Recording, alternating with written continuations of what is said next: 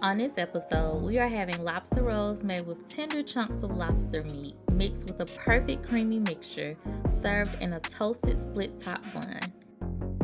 I paired this dish with chips, delicious fruit, and home-baked lemonade. Now that you know what we're having today, meet us at the dinner table. Hey girl, hey. Hi. Welcome to the dinner table. Thank you for having me. Of course. It's a pleasure. I'm so glad you came and No problem. chit chat with me and enjoy a nice meal. Yeah, and I'm hungry. We got lobster roll per your request and some chips and paired it with some lemonade. You want a non-alcoholic beverage? Yes. So I was like, okay, we'll make you some homemade lemonade. Okay. Call it a day. So yeah, we're just gonna enjoy a meal and have some good conversation.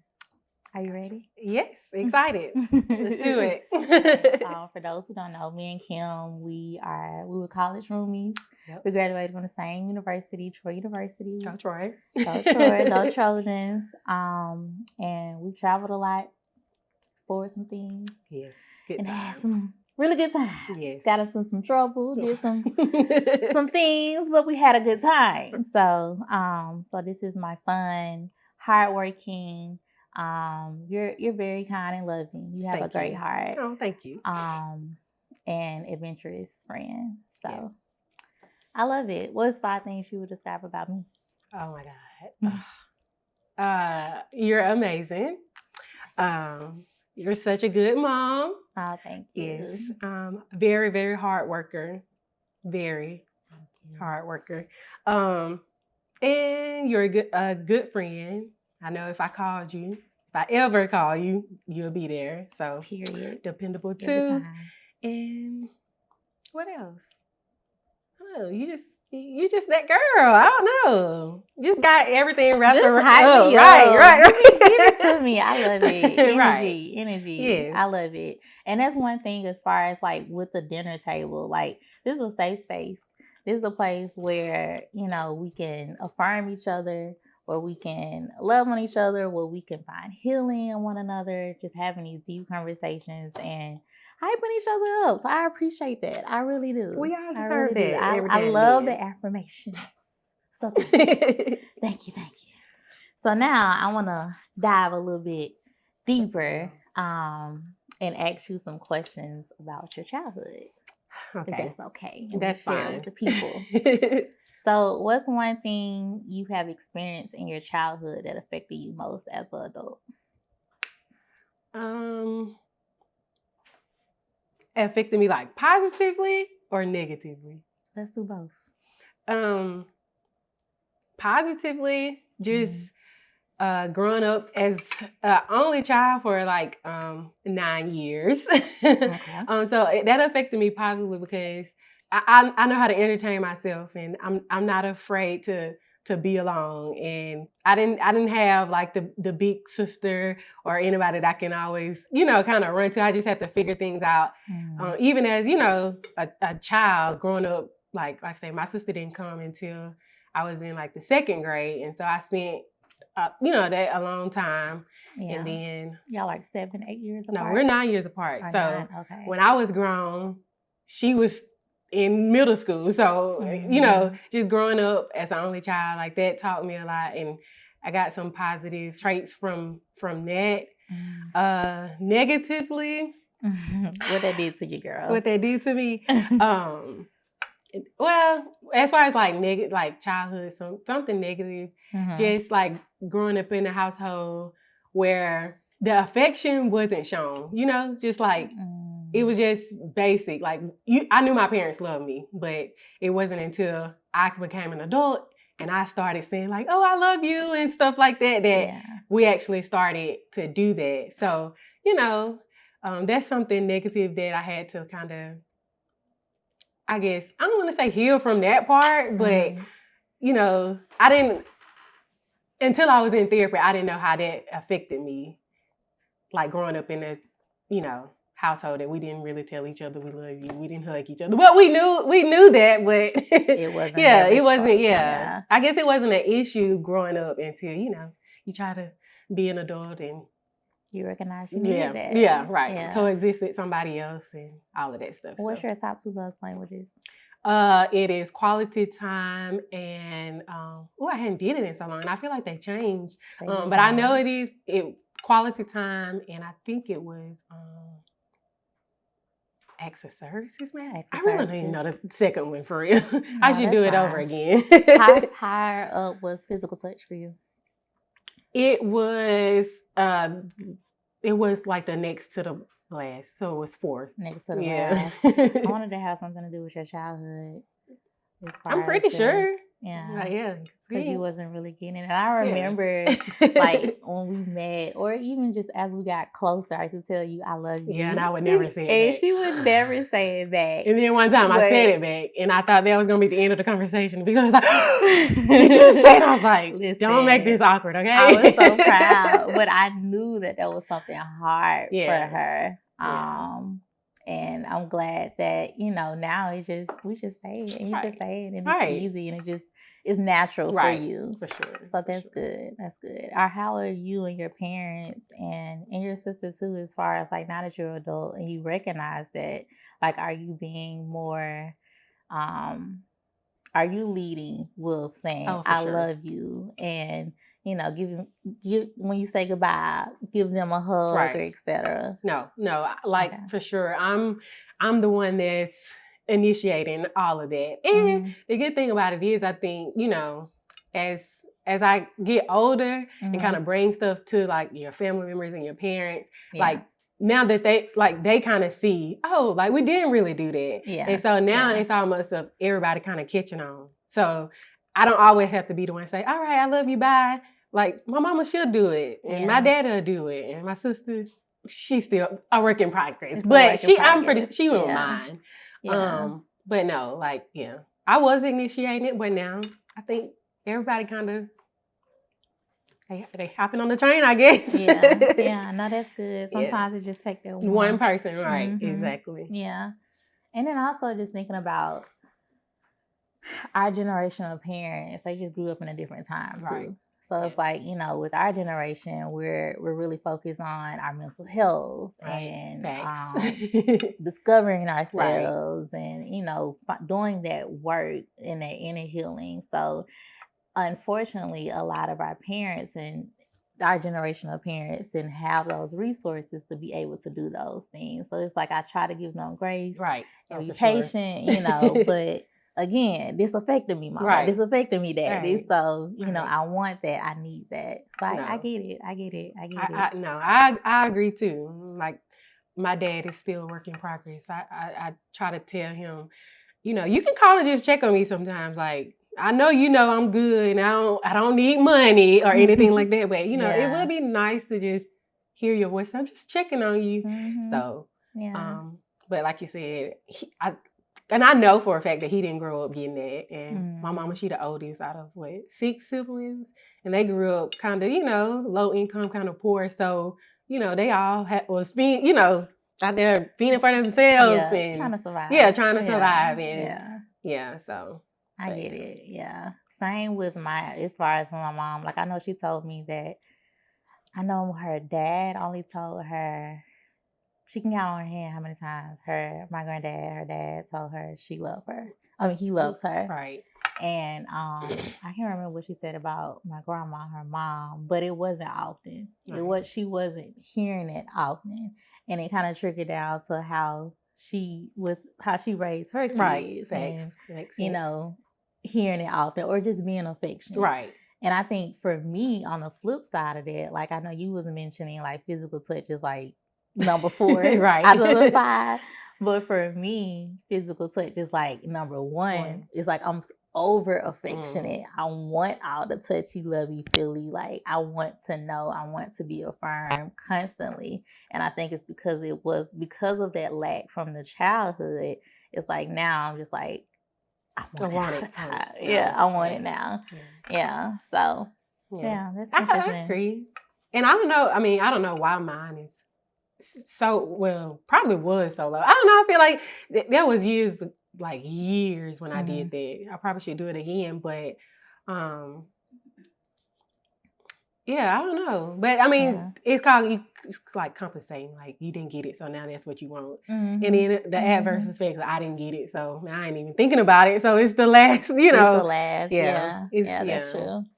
That's your social work side coming out. Yeah. Yes, please do. Eat. Oh, it is good. Thank you, girl.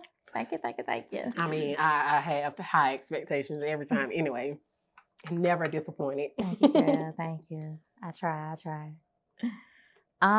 So I know you mentioned that as far as like, you know, you want your dad to check on you, or it's just certain things as far as you have to initiate it. Did you find yourself developing any insecurities from the lack of not getting the things that you would desire in your childhood, like when you're dating? And so, like, for instance, you know how like they say that you date your father. Oh, yes. I date people exactly like my dad who lacks emotional, like, I don't even want to call it intelligence. I don't want to say that about my daddy, but just they lack that. And that is definitely true. Yes. But also as I'm like getting older and I'm recognizing it, like you too much like my daddy. And I don't like that. And I know how to just like, okay, this ain't gonna work right now. It's not gonna work for right now. It's not something that I want to actually like deal with. And I also know that my social work side, right? I know that until that is healed and I've like grown from that and had those tough conversations and really, really worked on that, I'll probably continue to attract men just like my daddy. But yeah. No, I love you, Daddy. So you feel like, so you're still doing the inner work for that? No, for sure. Because I feel like every time I think like I went to therapy, right? And then I've done work after therapy. And every time I'm just like, oh, I think I'm ready. But it's like I meet somebody else just like my daddy that brings out a new thing. And it's like, no, you're not ready.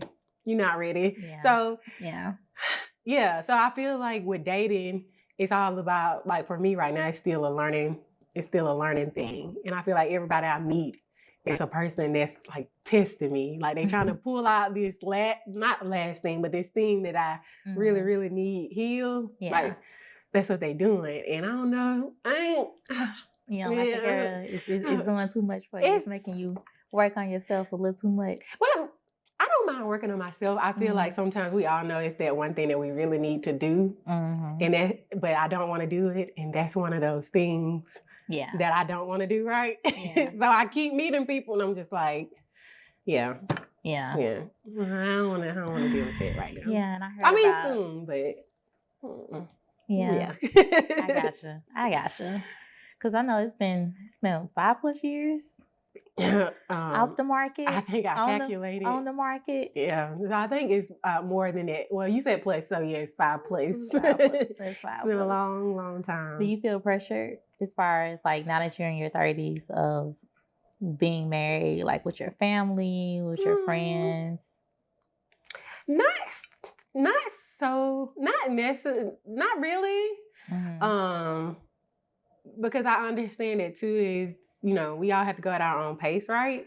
So, I mean, I have friends that are married like you and Alex and Kristen and John and Carmen and Ali. So, I mean, I have the friends that are married and I know it's a lot of hard work and I know that I still have things that I need to work on. So I'd rather work on them at first before I get married. Yeah. But I don't really feel pressured because I know in singleness, you also get those like the freedom and I'm still enjoying that kind of too. So but you know, I don't want this part of the freedom part of singleness to mess me up either because I've been that person that's like, you can't tell me you have to do. I'm gonna do what I want to do, and I don't want to be that person because I know that's not good for marriages and in relationships. So, that's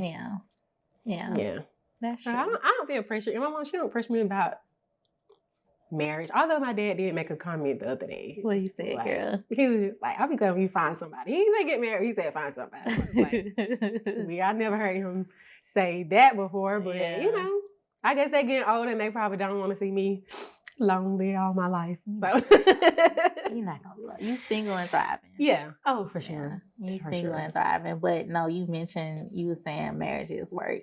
And I don't think people understand that, like, you know, even though me and my husband, we've been together for 10 plus years, but we had a moment of time for 3 years where we was basically long distance. Right. Like we were 9 hours apart. Well, from 16 hours to 9 hours apart.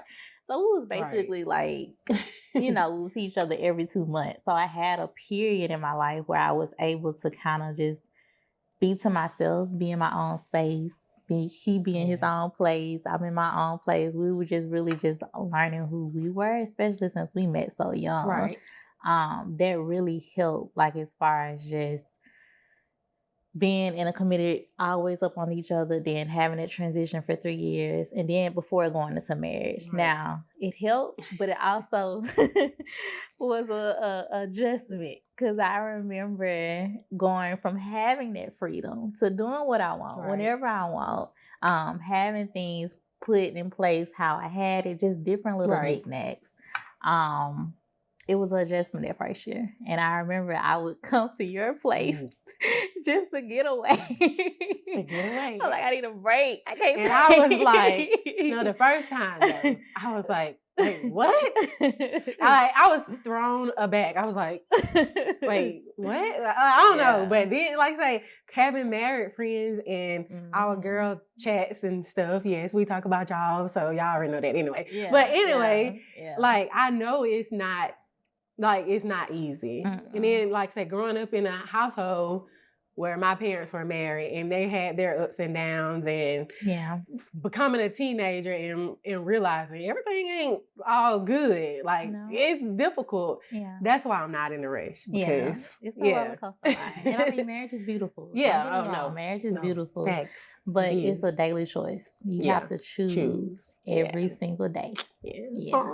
That's what I want, though. I can't wait till somebody just wake up like, I'm going to choose her today, even though I wanted to punch in her throat yesterday, but you know. I'm going to still choose you. All right, I'm going to choose you. And you deserve. Right. You deserve. So you mentioned your parents being married for a while. What's the biggest lesson that you learned from their marriage or their relationship? To communicate. Okay. Communicate. And like I said, growing up in a house where it just lacked communication all the way around, from you know, from my parents and their relationship to me getting older and wanting to communicate and voice my opinion or say something to them and not feeling confident enough that I can go to them and say something, because I don't know how y'all gonna react. We ain't never had no tough conversations as a family. Like I said, I know things would happen in our household, but it was kind of like a, you know, it happened. We're not gonna say anything to each other. 2 weeks go by, every gee, ha ha, we happy again.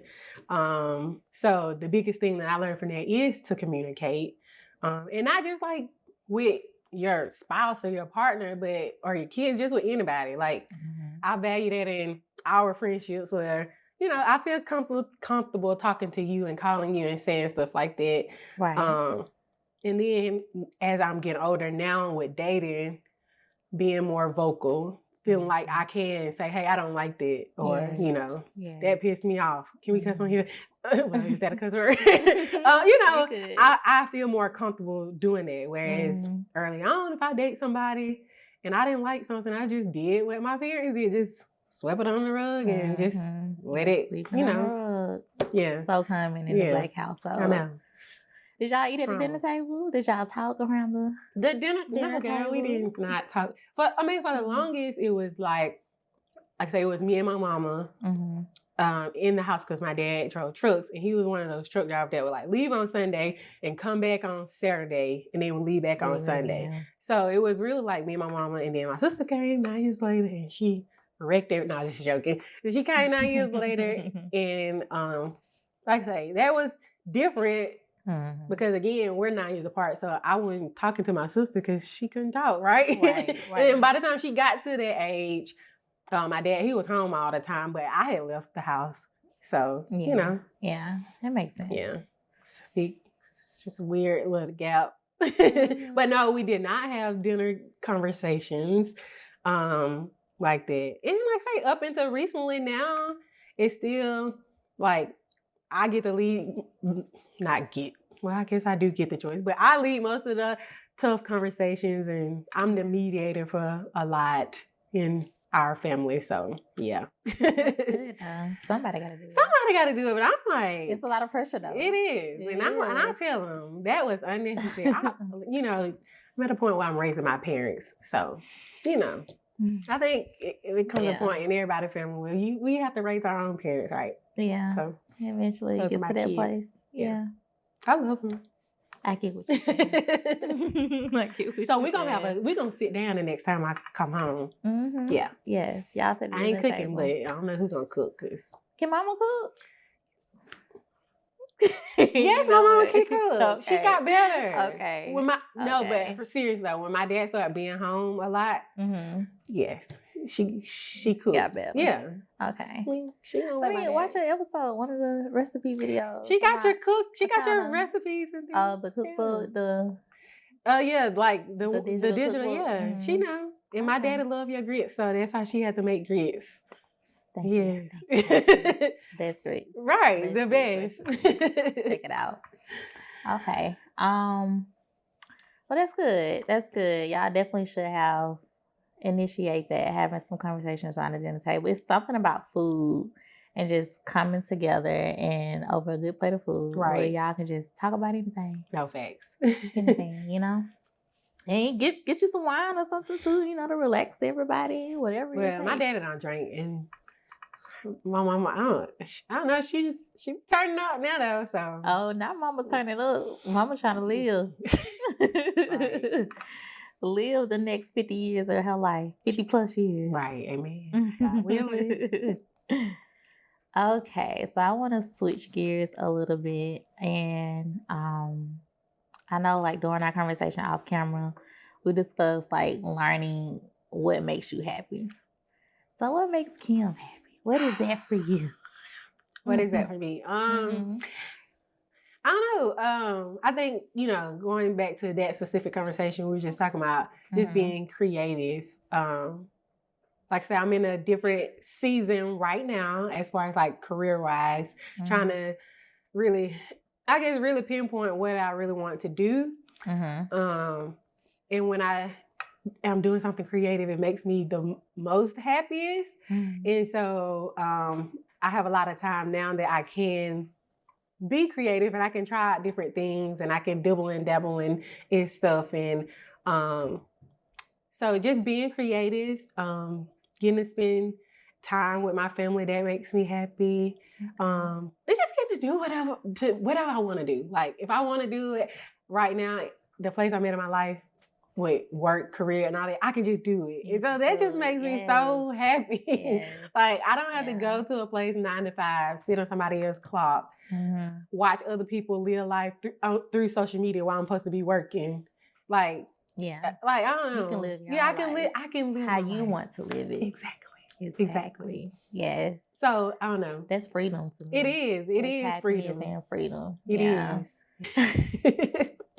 That's why I think happiness for me is freedom. Freedom right. To do whatever I want, whenever I want. So freedom from time, money, and just moving however I want to move. That's what happiness is to me. I love to travel, so that's like number. I know it's like 5 love languages.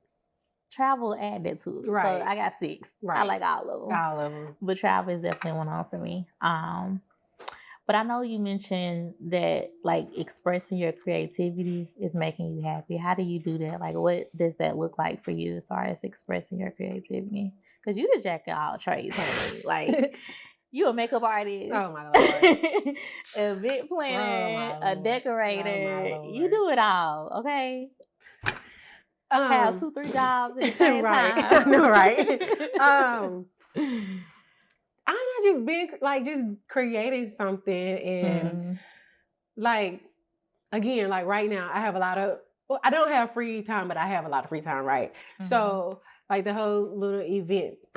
Somebody told me don't say little event. It's not little. Okay. Exactly. The whole event thing that I am dibbling in because I don't want to say like that's a business right now. It's just something I'm trying out because I can do that right now, right? Right. And you did a great job. Thank you. It was so much fun. Like I did it all. I set up everything all by myself. And I was like, you know, that's kind of fun. I like this. Yeah. So it's just doing things like that. And then even with social media, like just posting the content. I guess that's the new word. Because sometimes it's like odd things and people are like, why is she posting it? But I see something else in it that other people can be like, oh, that's just a picture of the sky. But if it makes me smile and it makes me feel like happy and I can turn the exposure down and I can, you know, change the color. Like, right. Yeah. If that makes me happy, then I'm going to do it. And so just doing things like that, of course, with the makeup, I don't really too much dabble in that anymore. But, you know, when people do ask me, would you do my makeup? I'm like, yeah, I'll do it. If I have, you know, time permits, I'll do that. And it does make me happy at the end when it's all done. And then just trying new things and spending time with myself. Like, those are the things that makes me happy. I done started doing TikTok, like, recipes from TikTok, like the baking per se, because Victoria, you know, I ain't a big cooker, but I know, I like, saw you did that honey bun cake. Oh, girl, it was so good too. Oh my God, it was so good. I'm about to try that. It was so good. I found the strawberry one. Yeah, the strawberry honey bun. God, Yeah, yes. It was so. And I usually would bake things and don't eat it all, but when I tell you, it was that good. I had no pieces left. Oh my God, it was so good. But anyway, so doing things like that. So I found a Rice Krispie air fryer thing, and I'm gonna do it. Okay. And I'm pretty sure it's gonna make me happy. Okay, girl. And yes, I'm gonna put it in my little decorative little baking thing. Yeah. And it's gonna sit on my counter and it's gonna make me happy. So just doing things that makes me happy. Like whatever I think of, I say, oh, you know how random I am. You know I can get real random, right? I know, but that spontaneous like side of you is what makes you you. Right. Yeah. And you know a lot of people don't they tell me they don't see that. Like when I say like, I don't know, a lot of people think I'm mean, like I'm strictly like, you like goofy. No, they don't. And they don't see that side of me. And I'm like, gosh, I wish you could see it. Or, you know, I don't know if I said that right, but I do want everybody to see that. And I'm not as mean and stuck up as people think. I don't even know why people think I'm like that. I don't even know. I've outgrown it. Like, so what do you think is like rooted from? Like, as far as like when you first meet somebody, like what do you think it comes from? I mean, I think just like, or is it a form of protection? Like you don't want everybody to possibly see that side until you completely trust them. I mean, I think like back in the day, like years, like in college and high school, it was a form of protection. And I think a lot of the times, because I had people say like, oh, I always wanted to speak to you, but I was like, is she gonna speak back? Or, you know, like, but I'm like, I've never been like that, right? I don't think so. No. Like when we first met, was I like that? No, I thought you was the bougiest person ever, but I don't know why. In college? When we met at Burger King in the orientation. No, we met at your party. You had a party. It was a house set. That's the first time we ever met? Mm-hmm. We didn't really like get to know each other until we started working together at Burger King. I don't remember that. That's when we first met. You started lit. And I was lit, right? Okay, duh. Like, tell the people, tell the camera, I'm lit. Come on, like, stop playing with me. I don't remember that though. We have to talk about that off camera because I don't remember that. Yeah, we'll talk about that. Okay, I definitely don't remember that. But okay, so good. So you didn't think that, but it is more so. I think more so with guys, they like are intimidated with that. Yes, that was a like form of protection. Form of protection, right? Keep everything guarded. And that's why I said like. I'm different now And you know that, and my close friends know that. I'm a whole lot more relaxed now than I was back in the day. But I don't know, I think not everybody deserves, but you should experience the fun part of me. Like I'm lit. You are. She is. Y'all better know I'm lit for you. Stop playing with me. Okay. Somebody gonna see that. Somebody, if anybody watching this and want to get my girl, but you need to come with it. Don't play with her. Yeah. Don't play with me. Because I am Yeah. As I get older, I don't have time for that. Like I'm peaceful. I got a peaceful life. Yes, I go home to myself.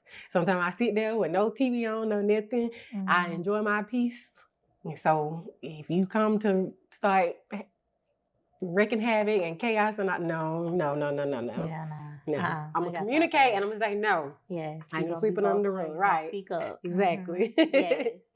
Well, I love it. Growth looks good on you, friend. Thank you.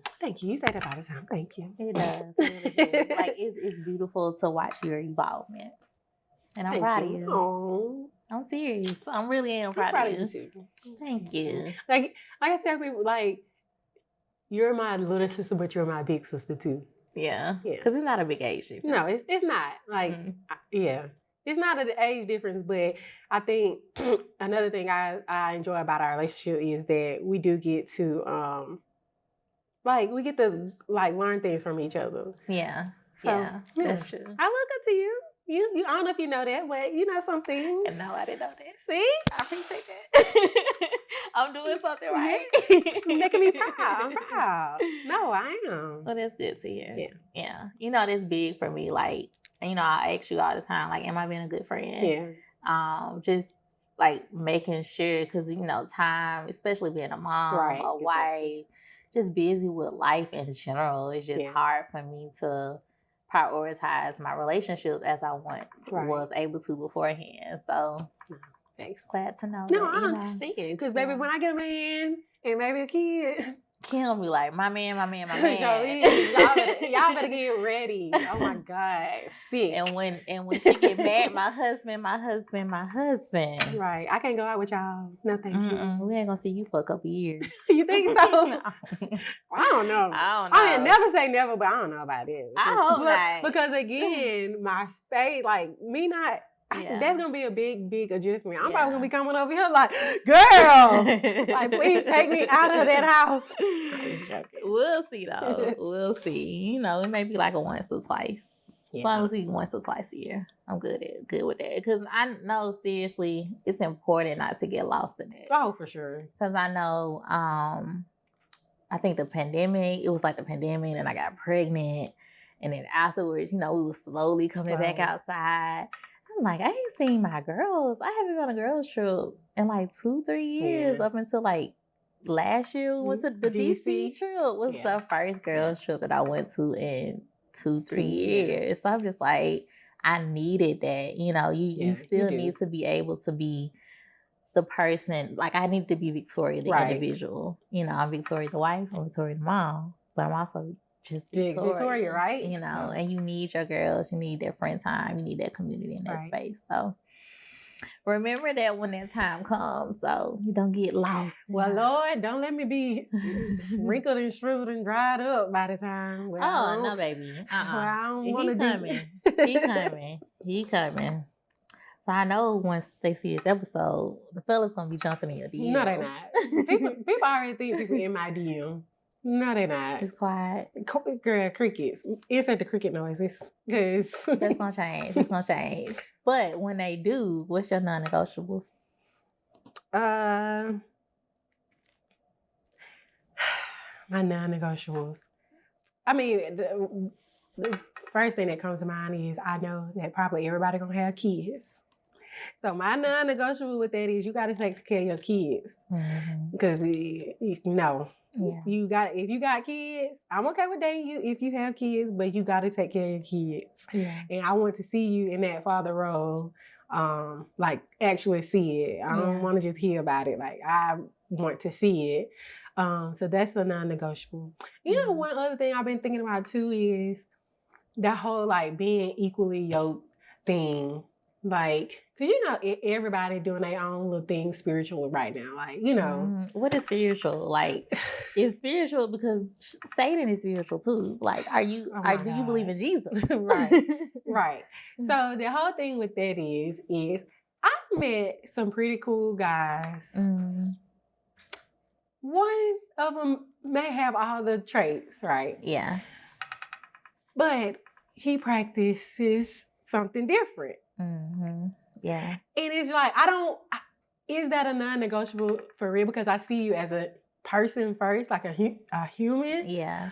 And I do like that. Like he is serious about it. So like I know that. Like, you know. Yeah. He ain't faking it. Like it's real. Yeah. But then again, it's just like when stuff get hard, like can we go down together? Like how does that look? Yeah. And so at first, you know, I was like, oh, that don't really matter, long as, you know, you serious about your walk, your whatever you're doing. I'm serious about mine. But now I'm just like, I don't know, like it may be a non-negotiable, but I don't know. Why do you think it's a non-negotiable for you now? Because and that's crazy that you said it, because this morning I was getting ready and I was thinking about just like wanting or that desire to be like a Proverbs woman. Well, how I'm trying to be a Proverbs woman when you don't even read the Bible? Like how does that, like, how does that work, you know? Yeah. So just things like that. And then, like I said, if like we're going to church, like how does that look? We're not gonna go to church together, like go separate places. Yeah, or we're gonna go to separate places. We ain't having kids. Yeah. Like how are we gonna raise them? The kids, yeah. So yeah, like I don't know. Tricky. Yeah. So that's like the non-negotiable that I'm really trying to work out. Yeah. So that's one. And then you gotta be a communicator. Top one. Like top number one. You got to be a communicator. And you got to have a job. And you can't be no scammer. And I got to actually know how you make your money. I mean, I ain't trying to see how much money you got, but I got to know how you make your money. Right. Like, yeah. So that was about the main ones I could think of right now. Okay. So you got to have a job. And you seen this thing where this girl was talking about, I don't know if this is a non-negotiable, but it makes very messy. Like, y'all, like, you got to be taking care of yourself. Like, you got to have your own primary care. Like, do you go to the doctor regularly? Do you get those physical checks? Right, exactly. At least once a year. So, yeah, I don't know. That may be a non-negotiable. Like, at this age. Right, yes. Exactly. You really need to know. Because how you going to take care of me if you ain't taking care of yourself? Exactly. Yeah. Right. I feel like that's big. Like, do you got benefits? Yeah. Like, what your benefits looking like? Not benefits. Medical benefits. Like, everything for real. Yeah. Especially in Atlanta, child. Yeah. I dated some people, like, for months, and I still don't know how you got your money. And that's why I was like, yeah. Where you get your money Where you get your money from? I think one of them was like just straight gam. I don't know. We ain't gonna talk about that. But anyway, you know, so that's why I said that's a non-negotiable. Like I gotta know. Like you need a track record. Yeah. Where you get your money from? Where you get your money from? Well, you got 9-to-5 entrepreneur. Where you getting the money from? Where you getting the money from? Is it a licensed business? My mom can't say, what did he do for a living? And I'm like, Mom, I really don't know. We don't need that. We don't need that. Right. No thanks. We do not need that. So that's good. So effective communicator, someone who's taking care of themselves, someone who is same spiritual beliefs, and what else? I miss anything?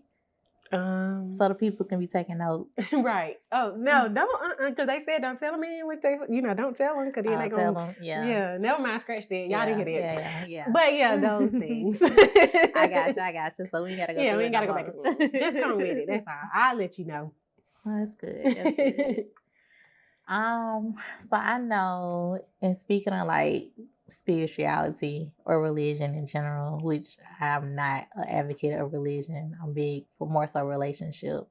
But I do pronounce myself as a believer. However, I'm big on relationship. And we experienced something that was dreadful, the most heart Yes, dreadful. Let's breaking talk thing about ever. what happened prior to the pandemic, and a little bit into the pandemic of some church hurt that we experienced. How are you dealing with that and healing with that? Well, It's been what, 4 years? I know, a long time, right? Yeah. So, I mean, I'm okay with it. I went to the church for the first time outside of a funeral. I have like been inside of church, but it's been like for funerals and I think maybe a wedding or something like that. But actually, like going to the service, I went the first time a couple of weeks ago. Yeah, I remember seeing that. And I posted, girl, but getting there, I told my friend, I said, you better be glad you drive. First of all, we was riding, she was driving, and I went because of her. Yeah. She invited me, and I knew she needed my support for, what she was going through. So I was like, you know what? I'm going to go to church. I ain't think nothing about it. I said, okay, I'm going to go. It didn't hit me. An dependable friend. Right, exactly. It didn't hit me until we were like on 285. We were talking, but I got quiet. And I told her, I said, I'm so anxious right now. Like my anxiety, like I started sweating and everything. Yeah. And she was like, why? I said, girl, I ain't been to church in like 4 years. Mm-hmm. And I was like, you better be glad you driving and I would meet there because I would have bailed out. Yeah, you would have I would have turned around. Yeah. I would have. But once we got there, I was fine. Yeah. And that's my thing with like anything, even with like going to the gym. If you get me there, cool, I'm gonna work it out. I'm gonna hit the gym, I'm gonna hit the weight, I'm gonna do it. But you gotta get me there, right? Yeah. So, but anyway, once I was there, I was fine. So I was very, very happy about that. Mm-hmm. Do I plan to go inside of another church anytime soon? I don't know yet. I don't know. I don't know. Take it one step at a time. One step at a time. But like I say, experiencing that church hurt. Mm-hmm. It was hard. Yeah.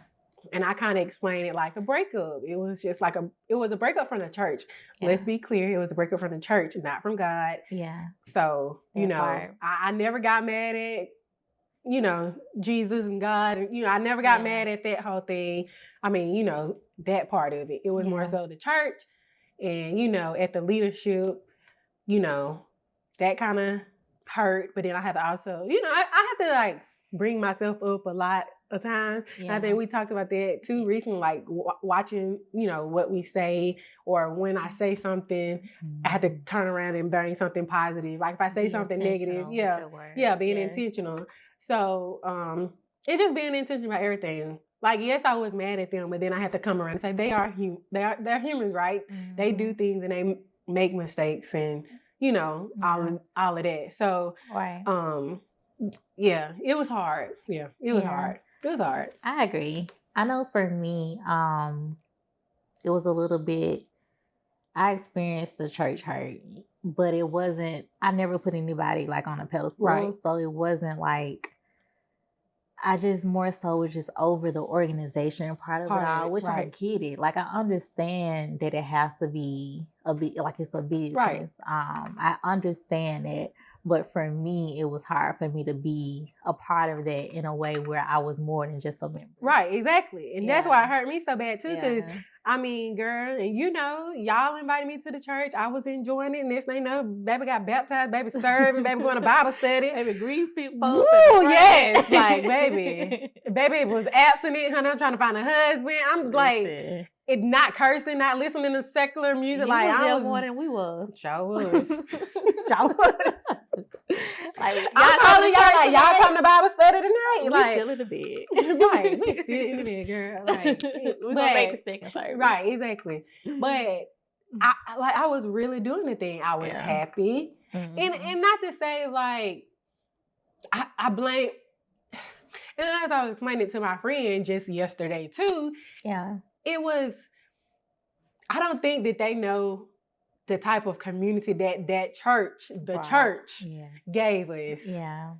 That was the part that was the part about it, right? That breakup. Yes, because now these people that I'm seeing every Sunday who stay all across Metro Atlanta, like, everybody driving an hour, 45 minutes to the church. We're meeting up. So these people that I'm seeing every Sunday, every Wednesday night, the people that I'm serving with, I don't get to see them no more because we don't have this church home, right? Yeah. So it was hurtful. Yeah. It was It was.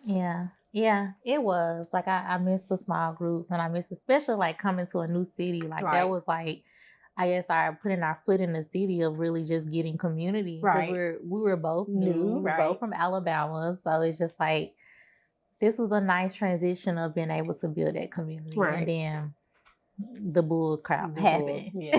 But The bull spill. Right. Right. But I'm glad to know that, you know, you went to church for the first time this year, and it's a process for you. It's still a process for us. Like, I know. We've tried. We started back going to a physical building last year, and it don't sit well. It don't sit. Like, I see the bull crowd. I don't know, and I hate to say that, but I just don't. I won't say bull crowd. I won't say that, but I see the theatrics. I see the programness of it. I don't. Like, it's not authentic. Like, I grew up in a small Baptist church, and I'm not to say corruption and all that stuff don't happen in smaller churches either. Mm-hmm. But coming from a church that's more so congregationally, like, we, like, not me because I was young then, but I know this because a family I'm really close with are you know, preacher first wife, like, over a church. So I spent a lot of time still kind of behind the scenes on the church. So I know certain things, right, about how a church can operate. Knowing that, and then coming to a kind of a mega church. I wouldn't even say the church we was at was a mega church because it was small. Yeah, it was like medium. Yeah, it was like medium, but I get what comes with, you know, the leaderships and the social media and all that stuff and platforms and the leadership. Like, the leadership had a big platform. Right. So just, I don't know, it's the theatrics of it about that. And speaking of that, when I went to church a couple of weeks ago, and how I said, oh yeah, this church is good. I know about this church because of a coworker from a couple of years ago. That was her church, and we worked in nonprofit. So her church was doing stuff in the community. So we did it, you know, kind of with the church. So I know it's a good church, or some about, you know, there you go. You got to be skeptical about everything, right? Mm-hmm. I know about the church, and I know the things that they do in the community. But then when we left, my friend, she was just like, yeah. She was like, they got a pastor in the helicopter going to the next church. I said, wait, what? I already know what church you went to. What were you saying that? I said, a helicopter to go to the next church. I said, you know what? Okay, I ain't coming back here no more. But I was so turned off about that aspect. And I kind of felt bad about it. Yeah. But then again, I had to turn around and I had to say, well, you know what? If the congregation is all right and they knowing that that's where that money is going for that pastor to go to the next campus, then I guess that it's okay. It's not hidden from it. I'm pretty sure they know that's expensive. That costs a lot of money. They're okay with it. Yeah. So that's how I had to, and that's why I say things and I think things, but then I have to come back around from and a different perspective. From a different perspective with it. But I was just like, Lord. But I get where it's rooted from. I get that, but that's where the involvement and the growth come in. Yeah, and understanding the different perspective of it, but. It's still hard. It's hard. Yeah, it's hard. But I want to. That's my goal as far as like one thing that, and I want to ask you this one thing that you want to leave at the dinner table, and then what's one thing that you want to take away from this conversation. And I know for me, I need to allow myself to open up to be able to just receive everything that the church is giving me. And just experience what it is in its fullness, and not like critique everything, and think about everything. And what I'm taking away from it is just give it a try. Just give it a try. Just keep trying. Just keep trying, because I want it. I want that community again. Right. But it's been a journey. Yeah. No, it's definitely a journey. Yeah. It's I'm gonna find me just a little country church out in like Henry County. Good luck with that. I know, because then I'm not gonna like the teaching, and then I'm the mothers of the anyway. Be there for 4 hours. Well, that's what I grew up on, baby. We had to get a snack and then miss the church because we've been there 4 hours. See, I miss that. Yeah, I probably won't. You know, I'm a city girl. So. Yeah, I know. I know. And then, like I say, and that's what I said, because I know the teaching that we got at the church, I liked, because it was relatable, it was understandable, it was where we could understand it, right? Going back to something old like that, where it's like slow, they reading out the King James version, but you can't really understand. Can't understand it, and then yeah. And you want to talk about me because I got these jeans on, like I don't want to have to do that stuff. Yeah, but the mothers of the church. Yeah. I don't know. It is what it is. Take it one day at a time. That's my little motto right now. Is just with everything, relationships, career, my relationship with God, church, all that stuff. Just one day at a time. And if it feels good, just do it. Just do it. Yes. Just do it. Like that's my vibe right now. I love it. That's the vibe I'm on too. Yeah, just do it. If I say I want to do that, and it ain't, breaking the bank, or it ain't life threatening. Well, being adventurous sometimes is kind of life threatening, but you get what I'm saying. Yeah. It depends on the person, but if that's what you like, that's what you like. Yeah. So that's good. So that's what you're taking away from this conversation. What are you leaving at the dinner table today? So what I'm leaving today at the table is this is an opportunity for me to be communicative, right? So just accepting more opportunities to talk, because it helps. Even just like this just helps, right? Me to be more comfortable going back and having a difficult conversation with my family, right? Right. So just being open to new experiences like this. Sharing my story, because a lot of people don't really know We want to me. see more Kim. Okay. Shine your light, sis. Okay. Your light. And okay, so that's what I'm gonna take away. Just show more of me.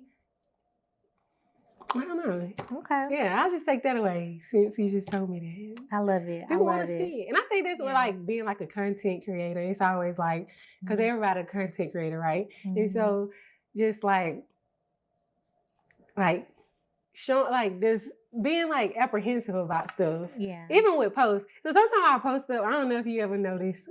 Sometimes I'll post stuff and then I'll delete. Nobody want to see that. No, I'll be seeing when you post and you delete. Yeah. Sometimes I do it a lot. Girl, I do it all the time. Post it and keep it on there. It don't matter. I do it all the time. I post it like, they don't want to see that. Like, if it makes you happy. But And a lot of times, like I say, a lot of stuff do be random. But that's okay. But it's okay. Helpful strategy. Yeah. Just do what you want. Just do what I what I want to do. Right. Yeah. Yep. Put a smile on your face, joy in your heart, do it. Yeah. It's just my vibe right now, right? Period. That's it. So how can we find you? You can find me on Instagram and TikTok at LoveK, LoveKK,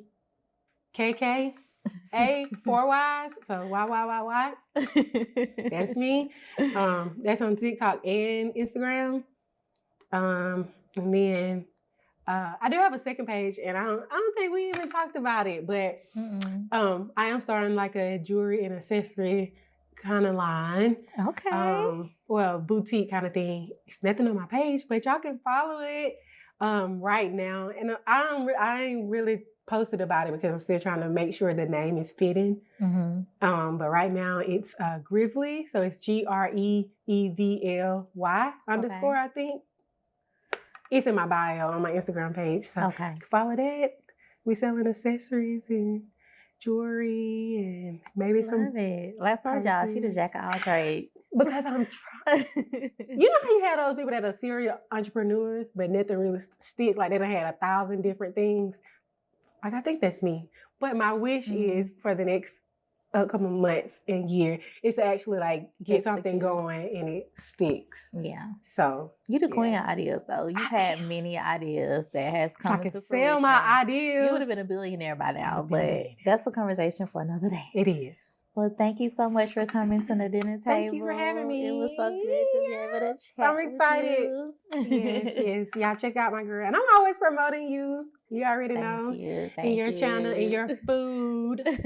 So thank you so much for watching this episode of Culinary Conversations. Be sure to check out the recipe video that's linked fit so that you can try this lobster roll as well. And until next time, bye. This is so stupid. Like, not stupid. It's stupid dumb good. It's good, girl. It's good. Listen, It is. I told you this lobster roll. I know when you saw it, and you was like, "That's what I want when I come on the show." Yeah. It was worth the wait. Yeah, it was. It is. Mm. Mm-hmm.